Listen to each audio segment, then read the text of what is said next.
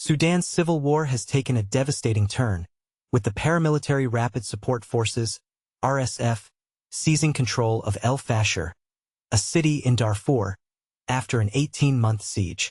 This development has sent shockwaves through the country, raising concerns about potential partition. A brutal chapter unveiled. The RSF's capture of al-Fasher marks a significant escalation in Sudan's ongoing civil war. With all major urban centers in Darfur now under their control, the country finds itself at a critical juncture. But here's where it gets controversial. The RSF's actions have sparked accusations of ethnically motivated attacks, with reports of hundreds of unarmed civilians being killed, unveiling the truth. So, how do we know what's happening on the ground in Darfur? International journalists are absent, and news agencies have been unable to reach residents in al-Fasher due to a media blackout.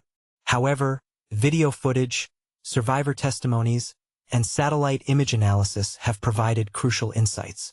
Videos have emerged, geolocated by journalists and human rights analysts, showing dozens of unarmed men being shot or lying dead, as described by the UN. A Yale University report. In a recent report, Yale University's Humanitarian Research Lab painted a grim picture. They likened the level of violence in al-Fasher to the first 24 hours of the Rwandan genocide. The report further stated that the city appears to be undergoing a systematic process of ethnic cleansing, with forced displacement and summary executions targeting indigenous non-Arab communities. The origins of Sudan's civil war.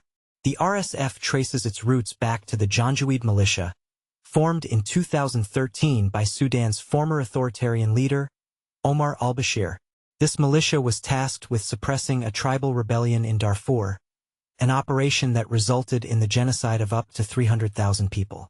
A power struggle between the RSF and the Sudanese army in April 2023 ignited a civil war, with both sides accused of human rights violations and war crimes. International involvement. The world's attention briefly turned to Sudan earlier this year, when a conference in London brought together global powers to discuss the conflict. However, criticism soon followed, with allegations that some participating countries, notably the United Arab Emirates (UAE), were involved in the conflict. The Sudanese military government has accused the UAE of supplying arms to the RSF, a claim the Emiratis deny. A leaked UN report in April revealed multiple flights from the UAE to Chad, where arms smuggling into Darfur has been monitored. The UAE's interest in Sudan extends beyond the conflict, with its focus on Sudan's gold reserves, a significant portion of which has ended up in the UAE in recent years. This complex situation raises many questions. What will be the long-term impact of the RSF's actions in al-Fasher?